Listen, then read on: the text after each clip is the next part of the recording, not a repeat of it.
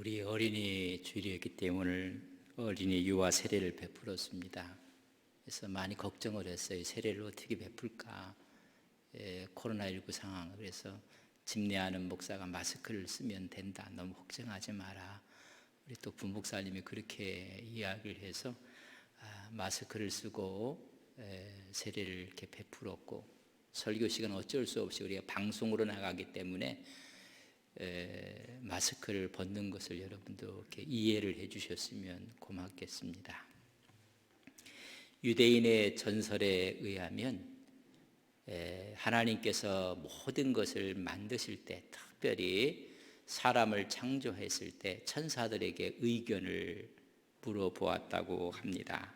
그래서 의논을 할 때 사람을 만들어야 될까, 만들지 말아야 될까, 천사들의 의견을 접할 때 그 중에 하나님 옆에 계셨던 공의의 천사가, 하나님, 인간을 만들지 맙시다 라고 만드는 것을 거부를 했습니다.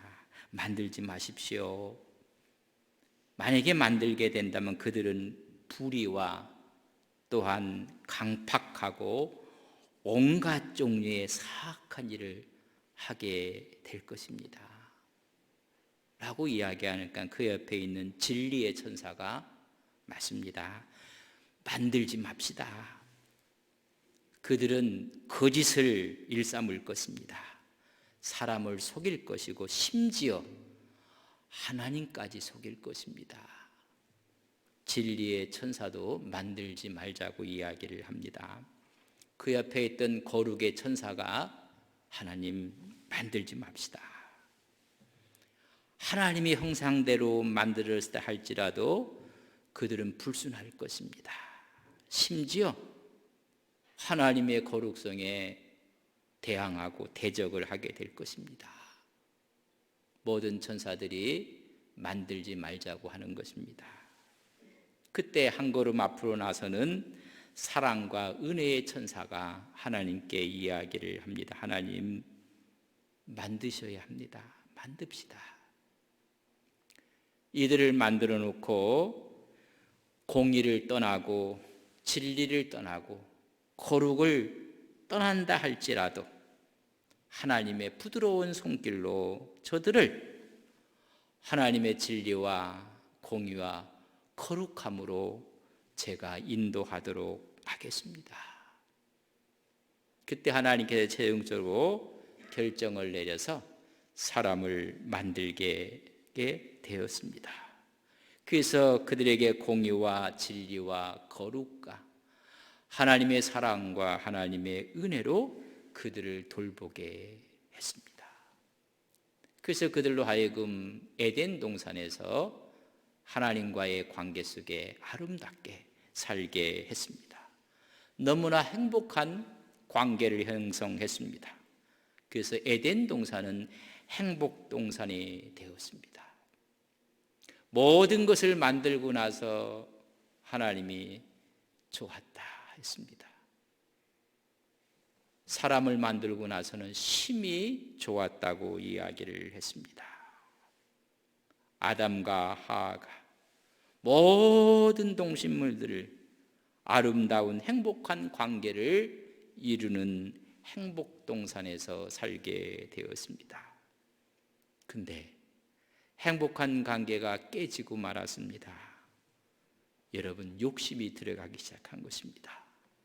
사탄이 유혹하며 너도 하나님처럼 될 수 있다고 유혹을 하고 자기도 하나님처럼 되고 싶어하는 욕심으로 말미암아 하나님께서 금했던 선악과를 따먹고 마른 것입니다. 성서는 우리에게 말하고 있습니다. 야고보 1장 15절에 보면 욕심이 잉태한 즉 죄를 낳고 죄가 장성한 즉 사망을 낳느니라. 여러분, 복병은 욕심이었습니다. 한국에 전래 동화들이 참 많이 있습니다. 그래서 전래 동화라는 여러분 걸 튀고 유튜브로 들어가 보면 여러 전래 동화들이 나오는데 그 중에 금을 버린 형과 아우라는 전래 동화가 나옵니다. 형과 동생이 할머니 집을 가는 것을 여러분 전래 동화로 새롭게 버전을 하면서 읽어주는 동화가 있습니다. 그걸 보면 형과 아우가 너무 관계가 행복한 것입니다. 형은 길을 떠날 때 동생하고 먹어야 된다고 해서 정말로 주먹밥을 아우를 위해서 맛있게 준비를 합니다. 동생은 길을 떠나서 형님을 위해서 떡을 준비하고 엿을 준비하는데 그 준비는 형은 아우를 위해서, 아우는 형을 위해서 아름답게 준비를 합니다. 길을 떠났는데 동생이 갑자기 뒷일을 하고 싶은 것입니다. 뒤를 보고 싶어서 형님 잠시 쉬었다 갔으면 좋겠습니다. 그리고 숲을 사이에 들어가서 여러분 뒤 본일을 보게 됩니다. 한참 보고 있는데 앞에 번쩍번쩍하는 여러분 빛나는 것을 보게 됩니다. 볼일을 다 보고 동생이 가봤더니 여러분 주먹만한 큰 금덩어리 2개가 숲을 사이에 있는 것입니다. 동생은 너무 기뻤고 그래서 그것을 주워다가 신이 나서 형님을 하나 탁 줬습니다. 형님 숲을 사이에 금덩어리 2개가 있어서 이거 형님 하나 나 하나 그래서 나눠 가졌습니다. 형이 그것을 받는 순간 동생께 더 커 보인 것입니다. 내가 형인데 큰 걸 주지. 그러나 금덩어리는 똑같은 양의 금이었습니다. 그리고 동생이 생각이 들었습니다. 이걸 갖고 집을 짓고 이걸 갖고 밭을 사고 땅을 사고 또 예쁜 여자를 얻어서 결혼도 해야 될 텐데 괜히 형한테 줬다 라고 생각하고 형은 동생이 자기 거 큰 거 가졌다 하면서 마음속에 갑자기 이런 마음이 들기 시작했습니다. 동생 마음속에는 저 형 걸 내가 왜 줬을까? 라고 하면서 이제 마지막 할머니 집에 가기 위해서는 강을 건너가야 되는데 배를 타고 건너가게 되었습니다. 중간쯤 왔을 때 동생이 금덩어리를 막 물에 던졌습니다. 형이 깜짝 놀라서 얘야 그거 아까운 걸 어떻게 버렸냐고 하니까 형님 내 마음속에 이렇게 형을 살아가만히 뜨거웠는데 저걸 내 주머니에 넣는 순간부터 형이 이상하게 보인다는 것입니다. 그래서 버려놓으라고 했더니 형이 나도 맞다 나도 이상한 생각이 들었다 그래서 던졌다는 이야기입니다. 여러분 좋은 관계도 욕심이 들어가면 다 깨어지는 것입니다. 불행한 관계가 되는 것입니다. 불편한 관계가 됩니다. 관계라는 뜻은 둘 혹은 여러 대상이 서로 연결되어 얽혀있는 관계를 여러분 일컫는 말입니다. 오늘 본문 말씀은 기독교의 가장 중요한 진리 관계에 대해서 말씀을 해주고 있습니다. 이것은 논리적이고 합리적이고 체계적인 설명은 아닙니다. 오늘 이 말씀은 상징적인 사건을 통해 하나님이 비유로 말씀을 하신 것입니다. 관점에 보면 오늘 읽은 말씀 가운데는 2가지 관점이 나옵니다. 그러나 24절 이하를 읽어보면 집 안에 있는 큰아들의 모습도 나옵니다. 관점은 둘째 아들입니다. 죄인의 모습입니다. 아버지의 모습은 사랑하는 하나님의 모습을 상징하고 있습니다. 집안에서 있었던 큰아들은 오히려 돌아온 둘째 아들을 못마땅하게 합니다. 그래서 둘째 아들은 이방인이라고 하면 집에 있었던 아들은 유대인을 말해주고 있습니다. 하여간 부모와 자식 관계는 가장 행복한 관계입니다. 여러분, 아버지와 두 아들의 관계는 너무 행복했던 관계가 깨지기 시작합니다. 문제의 발단은 재산입니다. 자기 분깃이라고 말씀해 주고 있는 것입니다. 오늘 본문 12절에 보면 그 둘째가 아버지에게 말하되 아버지여 재산 중에 내게 돌아올 분깃을 내게 주소 하는지라. 아버지가 그 살림을 각각 나누어 주었다고 말씀하고 있는데 문제는 유산 재산입니다. 내게 들어올 분깃을 달라는 것입니다. 율법에 의하면 여러분 재산은 자녀들에게 상속이 됩니다.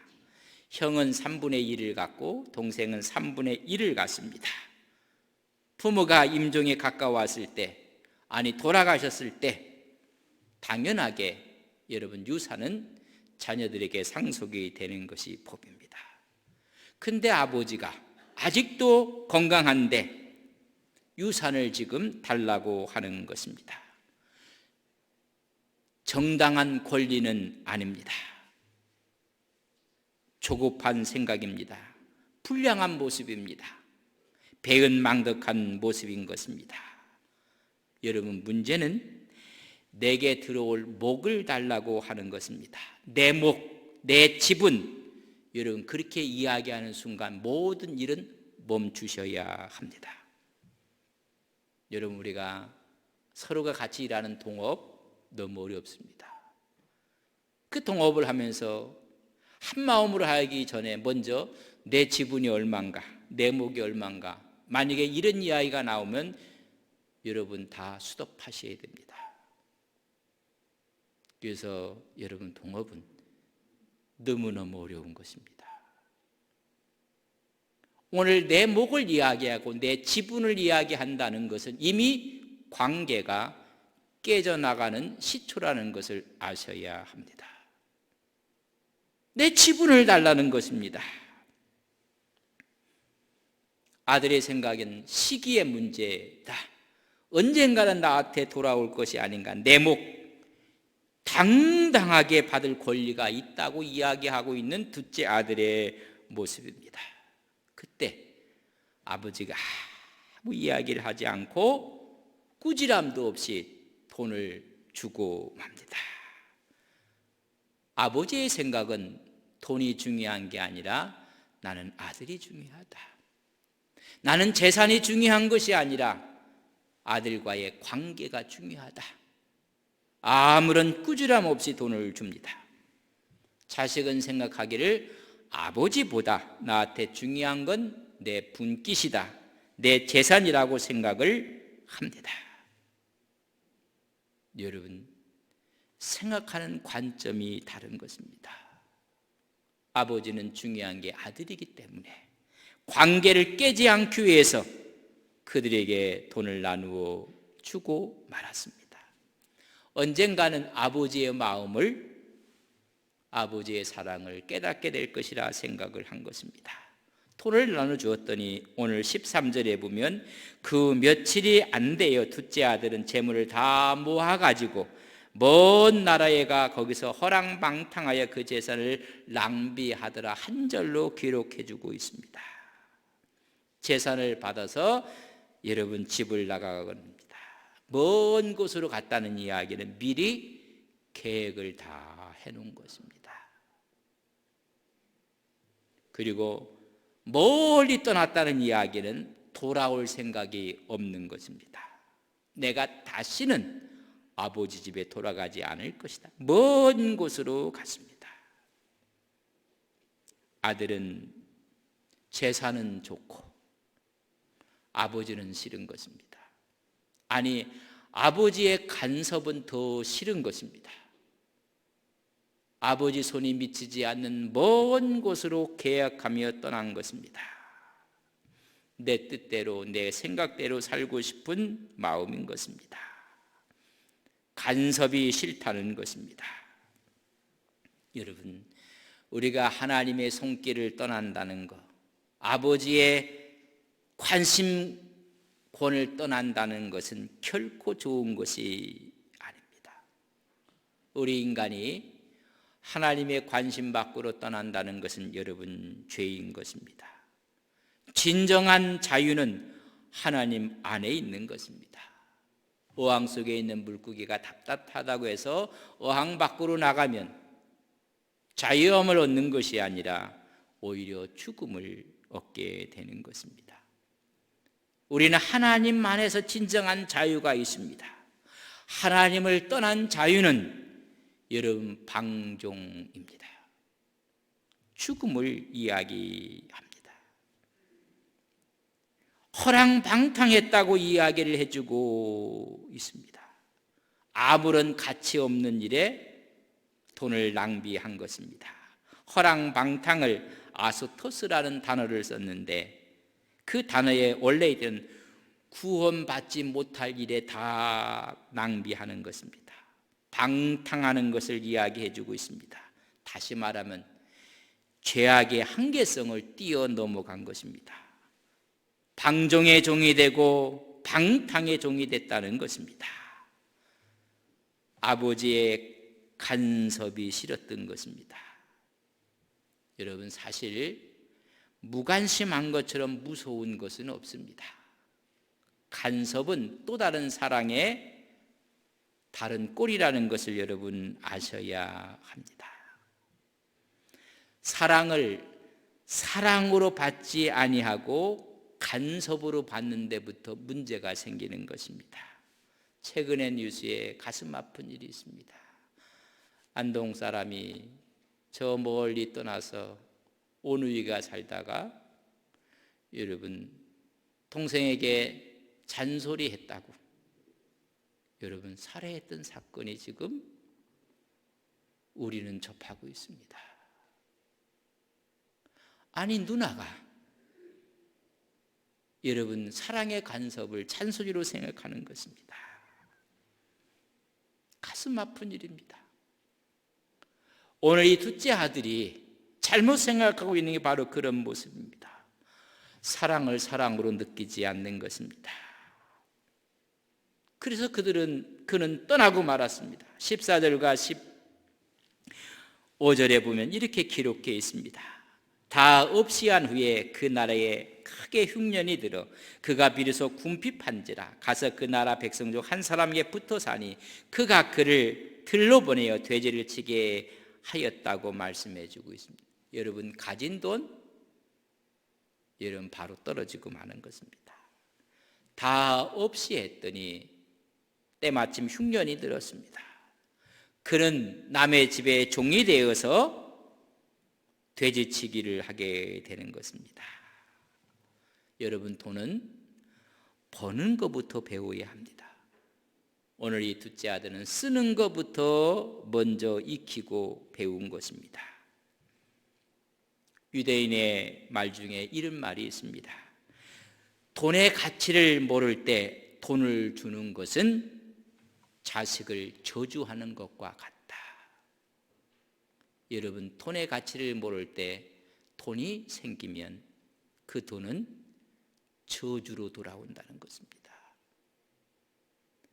버는 방법을 아는 것이 쓰는 방법부터 알게 되었습니다. 돈은 먼저 성실하게 벌 줄 알아야 됩니다. 땀을 흘려가면서 벌어야 합니다. 두 번째는 잘 모아야 합니다. 돈의 가치를 알고 모으는 것입니다. 세 번째는 모은 돈을 잘 쓸 줄 알아야 하는 것입니다. 오늘 이 둘째 아들은 돈 버는 일에 대해서는 아무것도 몰랐습니다. 그러니 돈의 가치를 모르기 때문에 보관하고 모을 줄도 몰랐습니다. 한 가지 잘하는 것은 쓰는 것은 여러분 선수였습니다. 여러분 쓰는데도 좋은 일에 쓰는 것이 아니라 나쁜 일에 못된 일에 돈을 쓰고 말았습니다. 돈이 다 떨어졌습니다. 여러분 흉년이 든 겁니다.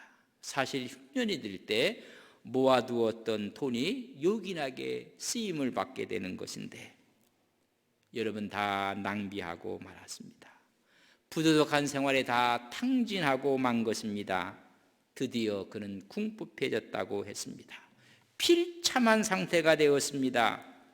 유대인들이 가장 싫어하는 돼지, 그 돼지를 치는 일을 하게 되었습니다. 이 이야기는 더 이상 이스라엘 사람이 아닌 것입니다. 더 이상 부잣집의 아들도 아닙니다. 완전히 버려진 인간이 되고 말았습니다. 갖고 있는 돈을 다 잃어버리고 몸의 건강 상태도 잃어버리고 그 많던 사람들도 다 잃어버리고 채통도 인격도 다 잃어버리고 말았습니다. 가장 불쌍한 모습으로 전락하고 말았습니다. 근데 여기서부터 또 다른 반전이 있습니다. 17절 말씀에 보면 이에 스스로 돌이켜 이르되, 여러분 자기 자신을 돌이켜보기 시작합니다. 이 말은 정신 차렸다는 것입니다. 죽음의 직전에 가서 정신이 돌아온 것입니다. 제정신을 갖게 됐습니다. 제대로 생각을 하게 되는 것입니다. 여러분 절대절명의 순간에 여러분 인간이 생각하는 것이 무엇인지 아십니까? 여러분 죽음을 생각합니다.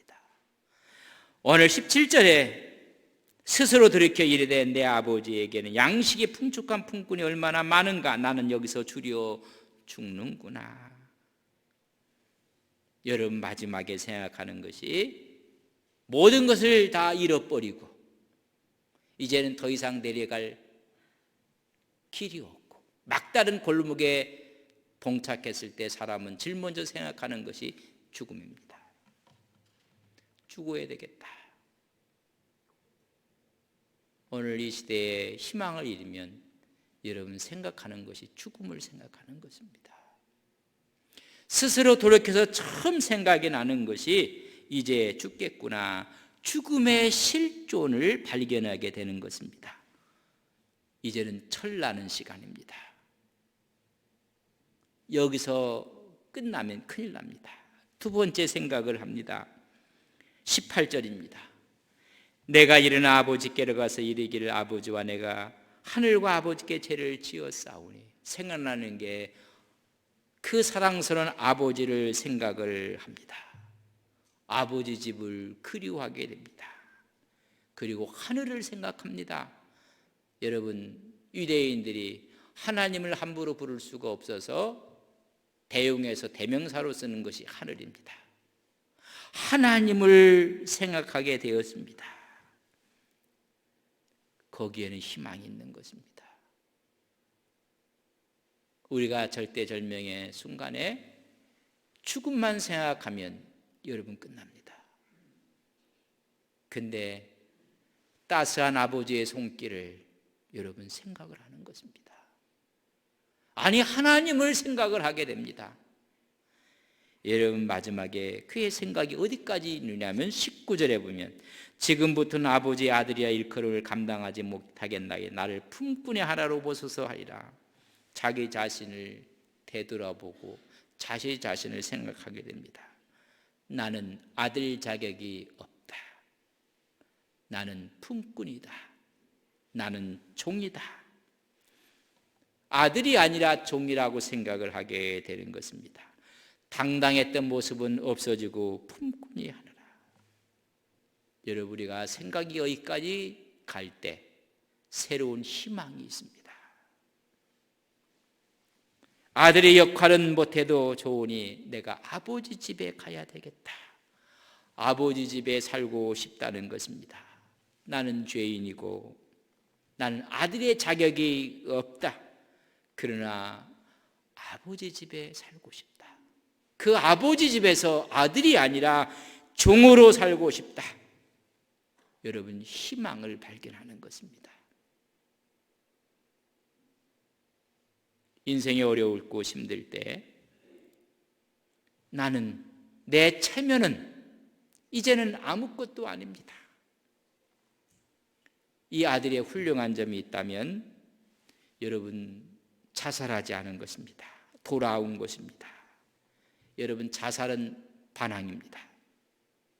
자살은 하나님 앞에 반항하는 것입니다. 나를 낳아준 부모께 반항하는 것입니다. 자기 자신에 대해서는 여러분 살인하는 것입니다. 자살은 용납되어질 수가 없습니다. 불신앙의 극치입니다. 죽지 않고 돌아온 것이, 그것이 용기요, 그것이 결단인 것입니다. 이렇게 돌아오는 자에게는 체면이라는 것은 있을 수 없습니다. 처참한 상태였는데 나는 종으로서, 쿰꾼으로서, 그것이 바로 회개의 첫 걸음인 것입니다. 이런 마음을 하고 있을 때 아버지의 모습은 돌아오기만을 기다리고 있었던 아버지였음을 성경은 보여주고 있습니다. 제발 살아서만 돌아와다오. 20절에 이렇게 기록했습니다. 이에 일어나서 아버지께로 돌아가니라. 아직도 거리가 먼데 아버지가 그를 보고 치근히 여겨 달려가 목을 안고 입을 맞추니, 그가 돌이켜서 아버지 집으로 돌아올 때 이미 아버지는 매일매일 돌아올 때를 기다리고 있었다는 것입니다. 돌아온 귀행하는 탕자의 모습을 봅니다. 러시아에 가면 상트페테르부르크에 에르미타주 미술관이, 박물관이 있습니다. 그러면 세계적인 수많은 명작들이 전시되어 있는 모습을 봅니다. 그중에 어떤 방을 하나 탁 들어가 보면 사람들이 많이 있었습니다. 그게 봤더니 여러분 렘브란트의 작품 돌아온 탕자, 탕자의 귀환이라는 여러분 그림이, 짙은 유화 그림이 딱 걸려 있습니다. 다른 사람이 보고 묵상도 하고 또 그림을 감상을 하는데 짙은 유화였는데 빛과 어둠으로 전체를 새롭게 조명하고 있는 한 사람 한 사람의 빛과 어둠을 볼 수가 있습니다. 한 중간에는 둘째 아들과 아버지가 서로 끌어안고 있는 모습을 보여주는데 아버지의 얼굴이 바짝 말라 있습니다. 아들이 나간 이후부터 아버지는 기다리신 것입니다. 나간 아들보다 아버지의 모습은 더 처참하게. 근데 그 오른쪽에 서 있는 첫째 아들이 그 화폭에 있습니다. 왜 돌아왔나? 원망하는 눈빛으로 있는 것처럼 도도하게 서 있습니다. 너랑 나하고는 아무런 관계가 없다는 식으로 오른쪽에 큰아들이 서 있는 그림을 보게 됩니다. 말라있는 아버지의 모습 속에는 분노가 없습니다. 그를 끈안고 있는 잔잔한 모습을 보게 됩니다. 오늘 본문에 있는 것처럼 아버지는 돌아온 아들에게 아무 말을 하지 않습니다. 우리 같으면 화를 내고 이제까지 무엇을 했는가? 뭐하고 다녔는가? 인생은 심은 대로 거두는 거야. 다 이게 응가응보다 라고도 할 만합니다. 네가 이렇게 된 것이 당연하지. 책망과 채찍이 없습니다. 묻는 말이 없습니다. 그저 끌어안고 입을 맞추고 감격하고 있습니다. 가장 행복한 관계의 그림입니다. 이 모습이 바로 복음입니다.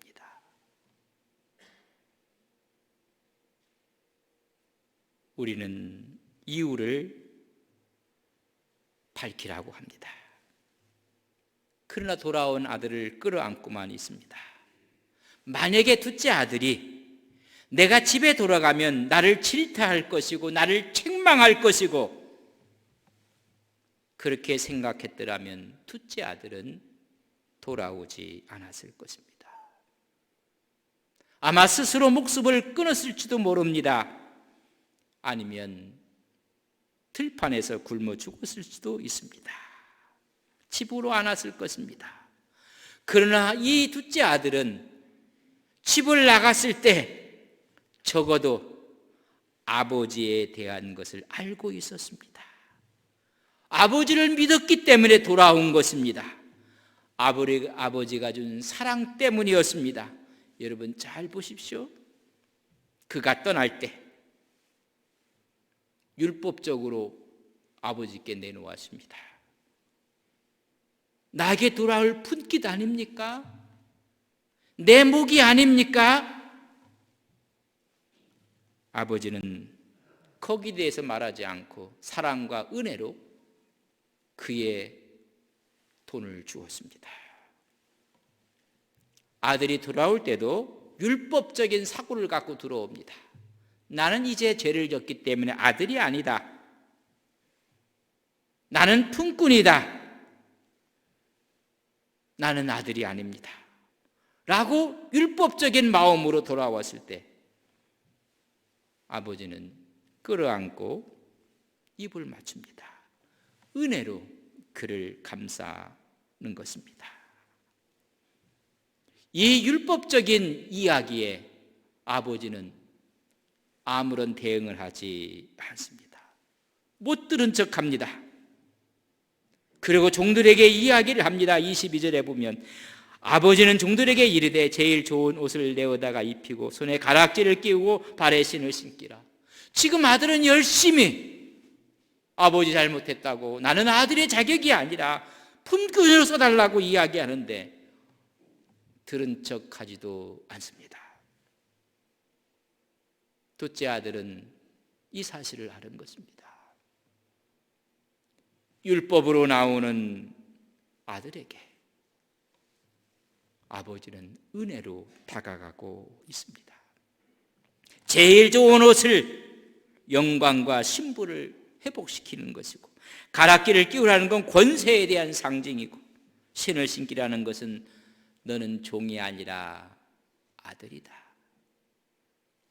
여러분, 주인의 가족만이 신을 신을 수 있었고 종은 신을 신지 않았습니다. 너는 종이 아니라 내 아들이라는 것입니다. 23절에 보면 그리고 살찐 송아지를 끌어다가 잡으라. 우리가 먹고 즐기자. 아버지의 그 기쁨을 지금 이야기해 주고 있습니다. 24절에 보면 이 내 아들은 죽었다가 다시 살아났으며 내가 잃었다가 다시 얻었노라 하니 그들이 즐거워하니라. 내가 잃었다가 얻은 아들이라는 것입니다. 아들은 이런 대우를 받을 자격이 하나도 없다는 것을 모든 사람이 다 압니다. 그러나 자격 없는 자를 자격 있는 아들로 받아주는 것입니다. 이것이 아버지의 사랑이요 하나님의 사랑입니다. 그렇기 때문에 여기서 나오는 이 예화는 주인공이 아버지입니다. 사랑을 베푸는 아버지. 여러분, 아들이 주인공이 아닙니다. 용서하시는 아버지, 사랑을 베푸는 아버지입니다. 여러분, 가장 아름다운 행복한 관계가 회복되는 것입니다. 행복한 관계는 사랑에서 오는 것입니다. 기다림에서 오는 것입니다. 조건 없이 받아주는 데서 오는 것입니다. 돌아오기 때문에 아버지가 기다린 것이 아닙니다. 돌아왔기 때문에 아버지가 용서한 것이 아닙니다. 이미 아버지는 용서해 놓고 기다리신 것입니다. 이미 다 용서해 놓고 아버지는 매일매일 기다리신 것입니다. 이것이 아버지의 사랑이요 아버지의 마음입니다. 바로 이것이 하나님의 마음이며 하나님의 사랑입니다. 탕자는, 둘째 아들은 눈에 보기 좋은 것을 선택한 것입니다. 아버지보다는 재산입니다. 아버지의 손안에 있는 것보다는 먼 데 가서 내 마음대로 하는 것이 여러분 눈에 보기에 좋은 것을 선택했습니다. 그 선택은 잘못된 선택입니다. 하나님은, 아니 이 둘째 아들의 아버지는 그런 이 세상에 좋은 것 폼 잡는 것에는 관심이 없습니다. 오늘 하나님의 관심은 모든 것을 다 잃어버리고 옷은 떨어지고 거지가 되고 몸에는 냄새가 나는데 아버지 품에 안겨있는 모습을 가장 행복한 모습으로 보시는 것입니다. 돌아온 탕자에서 우리에게 말씀하고 있는 것입니다. 어떤 의미에서 우리 모두는 탕자입니다. 영적으로 가출한 모습은 아닙니까? 하나님의 은혜 밖에서 사는 사람들의 모습은 아닙니까? 하나님이 베푸신 은혜, 이미 떠난 사람은 영적으로 가출한 사람입니다. 교회에 나와 있으면서도 은혜가 없다면 우리 영혼은 영적으로 이미 가출한 상태입니다. 그런 자가 주 안에 안길 때 하나님은 가장 멋진 모습으로 보는 것입니다. 세상에 폼 잡고 있는 모습이 아니라 천부의 의지 없어서 손들고 주님의 품 안에 안긴 모습을 가장 보시기에 좋았더라. 하나님의 관점을 우리에게 말씀해 주고 있습니다. 하나님이 가장 보시기에 좋은 교회, 그런 가정, 하나님이 보시기에 가장 좋은 자녀들, 우리 인생이 되시기를 주님의 이름으로 간절히 바랍니다. 하나님이 보시기에 가장 좋은 것이 가장 행복한 관계에 있는 것입니다. 그래서 우리 온 교우들이 우리는 서로가 사랑을 나누겠습니다. 우리 모두가 하나됨을 실천하겠습니다. 우리 모두가 책임을 나누어 지겠습니다. 우리 모두가 평화의 사도가 되겠습니다. 라고 이야기할 때 행복한 관계는 새롭게 형성이 되는 것입니다. 이런 행복한 관계를 되찾으시고 하나님과 함께 승리해 나가시는 우리 온 성도님들이 되시기를 주님의 이름으로 간절히 축복합니다.